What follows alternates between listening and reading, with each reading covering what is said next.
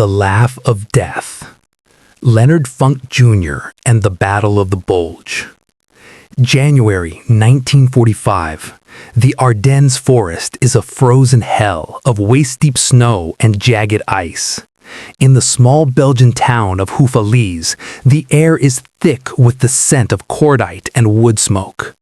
A 5'5" American paratrooper stands in the center of a courtyard, a German officer's machine pistol pressed firmly against his ribs. Behind that officer stands a company of German soldiers, their rifles leveled at a small group of disarmed Americans. The German officer screams an order to surrender. The situation is mathematically impossible. One man against an entire platoon.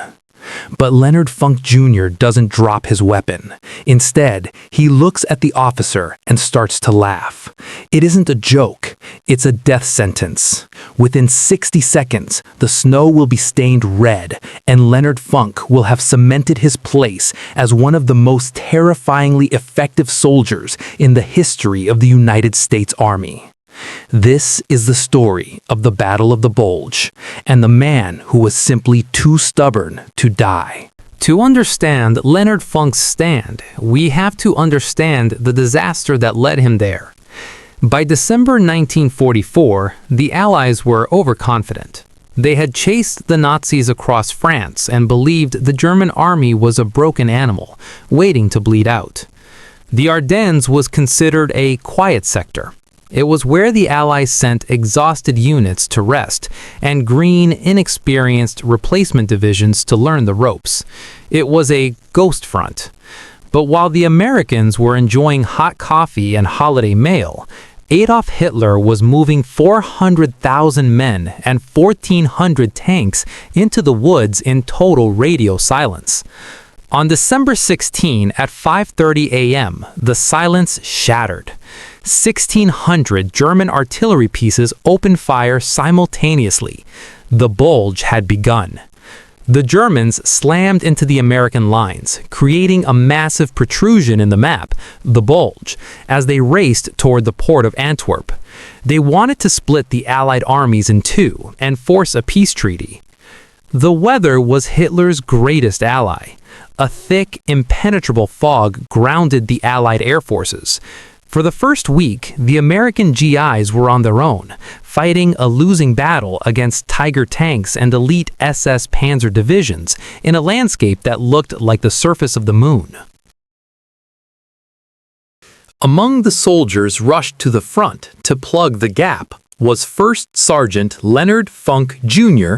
of the 82nd Airborne Division. Funk was not a typical tough guy in appearance. He was small, unassuming, and quiet. But by the time he reached the Ardennes, he was already a legend in the 508th Parachute Infantry Regiment. He had jumped into Normandy on D-Day and into the Netherlands during Operation Market Garden. He was a man who lived by a simple rule. Keep your men alive and kill anything in a cold scuttle helmet.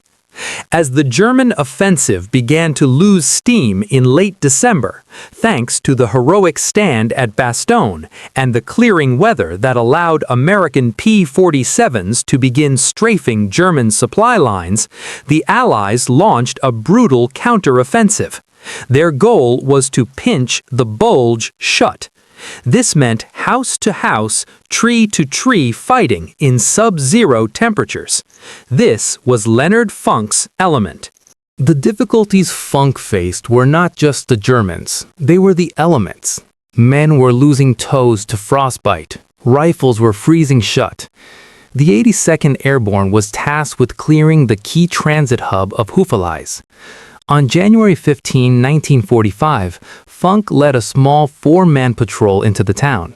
His mission was to scout ahead and clear a path for the rest of his company. Moving through the blinding snow, Funk's team managed to surprise and capture a house full of Germans. They rounded up nearly 80 prisoners. Because he was short-staffed, Funk had to leave only a few men to guard the large group of prisoners in a courtyard while he went to scout the next building. This was the moment the ghost front came back to haunt him. While Funk was away, a German patrol of 15 elite soldiers burst into the courtyard. Seeing their comrades held by only a few Americans, they didn't hesitate. They overwhelmed the American guards, disarmed them, and turned the tables. When Funk walked back into the courtyard, he didn't find his prisoners. He found a firing squad. A German officer immediately jammed a Walther pistol into Funk's stomach. The German prisoners were already picking up their rifles, cheering, thinking they were about to be liberated. Funk was trapped. He was standing in the open, surrounded by nearly 100 enemy soldiers. The German officer demanded Funk order his men to give up. This is where the legend was born. Funk looked at the officer, looked at the hopeless odds, and he didn't blink. He began to laugh. The laughter was so unexpected, so out of place in the middle of a massacre, that the German officer hesitated for a split second. In that heartbeat of confusion, Funk's hands moved faster than the eye could follow. He didn't drop his Thompson submachine gun. He swung it upward. He emptied an entire magazine into the officer at point-blank range. As the officer fell, Funk screamed to his men, "Get over!" The American paratroopers, sparked by Funk's defiance, dived for the ground or grabbed discarded weapons. Funk didn't stop to reload. He grabbed another weapon and began a one-man assault on the remaining German patrol. He moved through the courtyard like a whirlwind, hip-firing and shouting orders. By the time the smoke cleared, Funk had personally killed 21 Germans and wounded many more. The remaining Germans, terrified by the small man who laughed at death, threw their hands up. Funk didn't just survive the standoff. He recaptured every single one of the 80 prisoners and secured the courtyard. The Battle of the Bulge ended on January 25, 1945. It was the largest and costliest battle in the history of the U.S. Army, with over 80,000 American casualties. But it was also the death knell of the Third Reich. Hitler had gambled his last reserves and lost. Leonard Funk Jr. walked away from that frozen courtyard and eventually all the way to the end of the war. He was awarded the Medal of Honor for his actions at Hufale, making him one of the most decorated paratroopers of World War II. When we look back at the maps of the Battle of the Bulge, we see big arrows and shifting front lines. But the battle wasn't won by maps.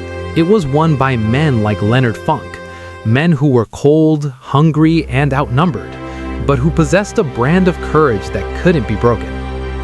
History tells us that the Germans had the tanks, the surprise, and the numbers, but they didn't have the man who laughed when he was supposed to die. Leonard Funk Jr. passed away in 1992, but his story remains a reminder.